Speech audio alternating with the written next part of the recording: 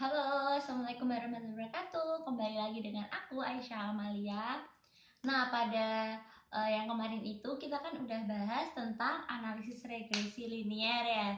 Nah, yang selanjutnya ini kita akan membahas tentang uji asumsi klasik. Apa sih uji asumsi klasik? Nah, yang pertama dalam uji asumsi klasik itu kita akan membahas multikolinearitas. Sesuai pada asumsi ke-10 pada regresi linear, yaitu tidak boleh ada korelasi yang tinggi atau sempurna antar variabel independen. Nah, sama juga kayak asumsi yang ketujuh, yaitu menyatakan jumlah observasi harus lebih besar dari variabel independen. Dan asumsi yang kedelapan menyatakan bahwa variabel independen harus memiliki variabilitas yang cukup. Nah, hadis ini kita akan ulik nih penyebab-penyebab multikolinearitas. Nah, penyebab-penyebab multikolinearitas itu yang pertama karena metode pengumpulan datanya itu menggunakan sampling. Lalu yang kedua yaitu adanya constraint atau populasi yang dijadikan sampel. Lalu yang ketiga over determined model atau apa nih, jumlah variabel independen lebih besar daripada jumlah observasi. Nah, lalu untuk mendeteksi multikolinearitas itu ada 4 cara. Yang pertama adalah dengan nilai R-square yang signifikan, tetapi kan itu kalau kita di uji linear itu kan ada R-square-nya. Nah, nilai R-square-nya itu tinggi, namun antar variabel itu nggak ada yang signifikan. Itu bisa mendeteksi multikolinearitas yang pertama kayak itu. Yang kedua, korelasi antar variabel itu kan nggak boleh, jadi antar variabel independen itu korelasinya itu nggak boleh tinggi. Nah, kalau multikolinearitas itu korelasi antar dua variabel independen itu melebihi 0,8. Lalu yang ketiga menggunakan auxiliary regression, yaitu multikolinearitas yang timbul karena satu atau lebih variabel independen berkorelasi secara linear dengan variabel independen lainnya. Lalu yang keempat yaitu menggunakan VIF atau variance inflation factor dan tolerance. Nah, untuk lebih jelasnya, mari kita uji menggunakan EFUSE. Nah, setelah kita melakukan pengaplikasian bagaimana uji multikolinearitas di aplikasi EFUSE, nah kan multikolinearitas itu kan nggak boleh ya ada di penelitian kita. Nah, maka dari itu ada nih cara-cara pengobatannya.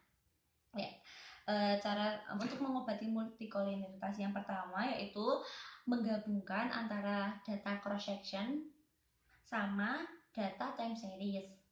Lalu cara yang kedua dengan mengeluarkan variabel yang memiliki korelasi yang tinggi. Nah, jadi kan tadi kan kita udah praktek. Nah, kita kan tahu ya mana yang multikolinearitasnya tinggi, itu bisa kita keluarin aja variabelnya. Lalu yang ketiga menggunakan transformasi variabel. Bagaimana apa sih transformasi variabel? Itu dilakukan dalam bentuk logaritma natural dan bentuk first difference atau delta. Lalu cara yang keempat kita menggunakan metode yang lebih canggih seperti Bayesian regression. Lalu yang terakhir kita gunakan data centered. Data centered itu apa? Nah, data centered itu data mentah dikurangi nilai rata-rata. Nah, dari regresi linear berganda yang kemarin itu, lalu kita klik langkah yang pertama pastinya kalian harus buka aplikasi EFUSE.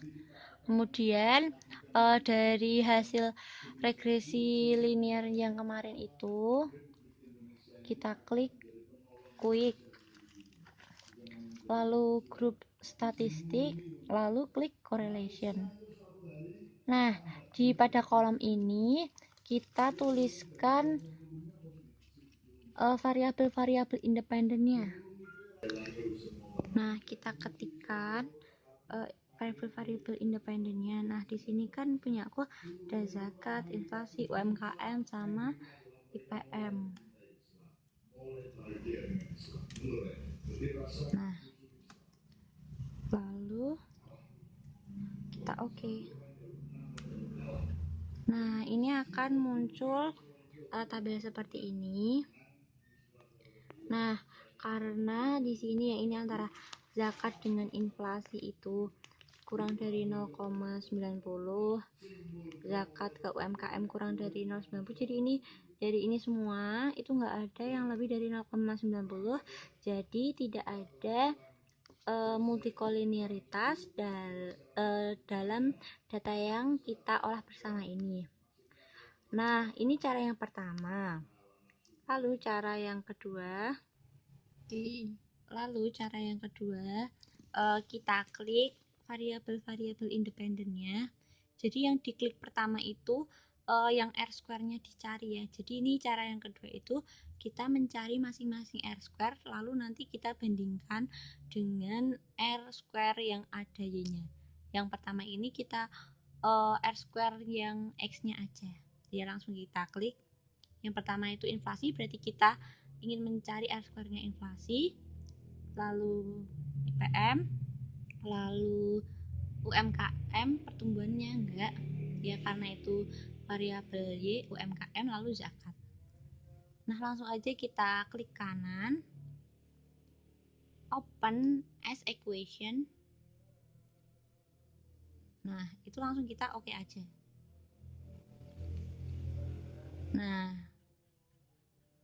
Nah, berarti R square-nya inflasi itu sebesar 0,2063395. Nah, kita lakukan secara kontinu seperti itu terus dengan variabel-variabel independennya. Jadi misalnya yang pertama tadi inflasi, kita ingin mencari R square inflasi, jadi kita yang klik pertama inflasi. Nah, selanjutnya kita mencari IPM, berarti yang kita klik pertama IPM, dan seterusnya. Nah, setelah kita lakukan yang tadi secara kontinu, kita akan menghasilkan ini R square-nya zakat ini 0,4, lalu R square-nya inflasi 0,2, R square-nya IPM juga 0,2, R square-nya UMKM 0,3. Nah, karena R square-nya yang ada variabel Y-nya pertumbuhan ekonomi ya, variabel dependennya itu. Nah, ini R square-nya yang ada pertumbuhan ekonomi ini 0,6. Nah, jadi R square-nya yang tadi masing-masing independen itu enggak lebih besar dari R square-nya yang ada pertumbuhan ekonomi, maka dinilai tidak ada multikolinearitas. Lalu cara yang ketiga itu kita menggunakan tolerance dan VIF. Nah, caranya itu dari ini yang regresi linearnya itu kita klik yang ada pertumbuhan ekonomi ya, yang ada dependennya, kita klik view. Oke. Nah, dari tabel yang tadi itu kita klik view.